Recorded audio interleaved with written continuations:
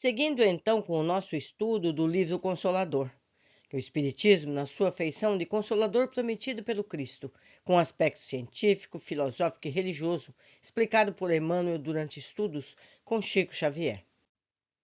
Evangelho de Jesus. Os itens são: posição do Evangelho de Jesus, afirmativa de João, missão joanina, missão universalista de Jesus Cristo, sacrifício de Jesus, dor do Cristo, afirmativa de Jesus, os círculos de atividade terrestre e a presença do Senhor, as parábolas evangélicas e o Cristo.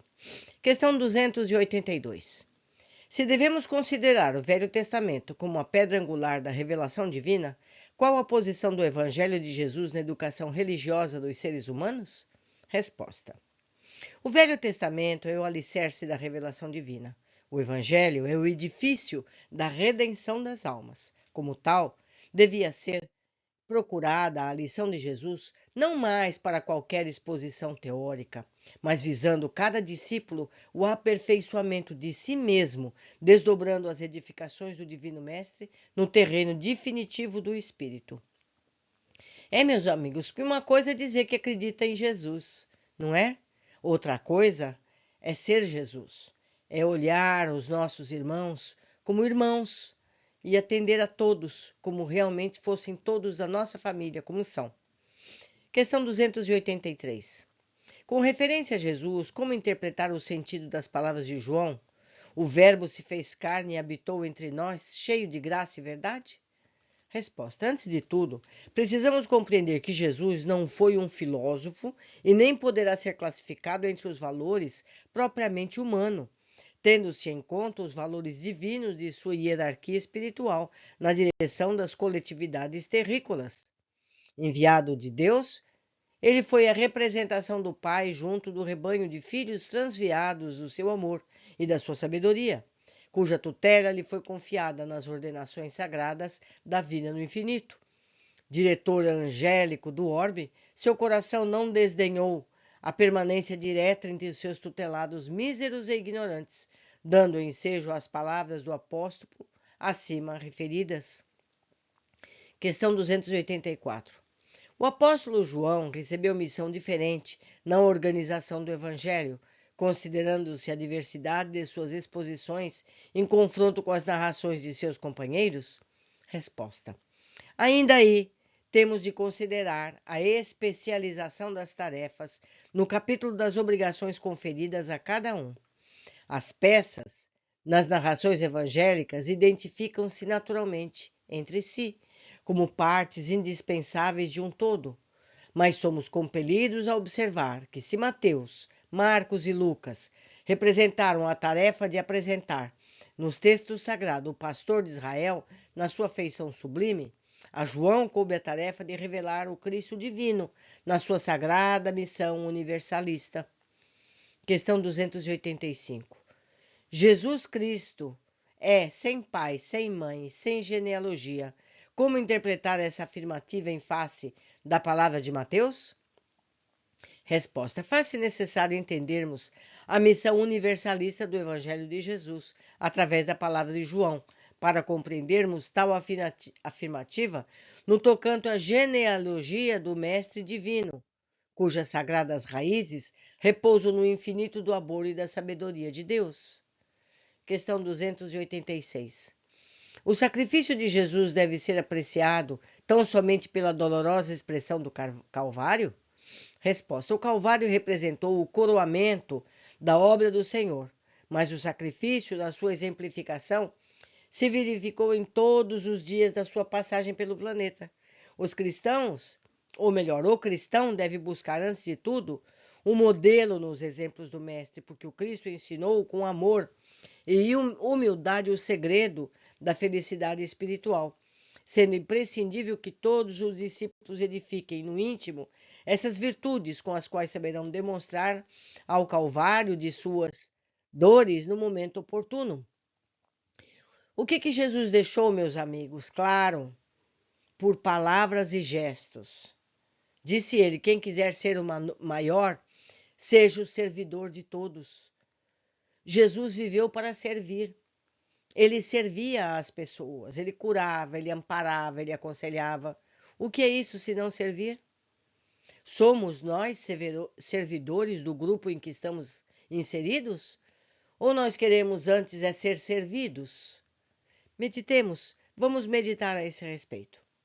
Questão 287. Numerosos discípulos do Evangelho consideram que o sacrifício do Gólgota não teria sido completo sem o máximo de dor material para o Mestre Divino. Como conceituar essa suposição em face à intensidade do sofrimento moral que a cruz lhe terá oferecido? Resposta: a dor material é um fenômeno como o dos fogos de artifícios em face dos legítimos valores espirituais. Seres humanos do mundo que morreram por uma ideia muitas vezes não chegaram a experimentar a dor física, sentindo apenas a amargura da incompreensão do seu ideal. Imagina, pois, o Cristo que se sacrificou pela humanidade inteira, e chegareis a contemplá-lo na imensidão de sua dor espiritual, augusta e indefinível para a nossa apreciação restrita e singela.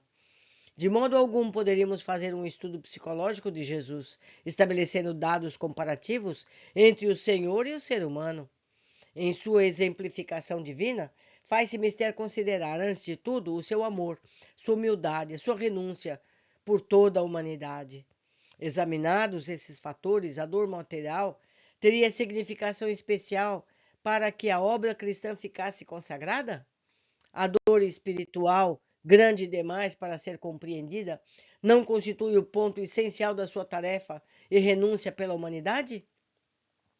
Nesse particular, contudo, as criaturas humanas prosseguirão discutindo, como as crianças, que somente admitem as realidades da vida de um adulto, quando se lhe fornece o conhecimento tomado por imagens, o cabedal imediato dos seus brinquedos.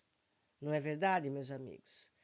Muito mais sofrido para o Cristo foi a sua incompreensão, mais do que a dor física passageira.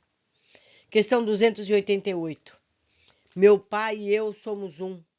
Poderemos receber mais alguns esclarecimentos sobre essa afirmativa do Cristo?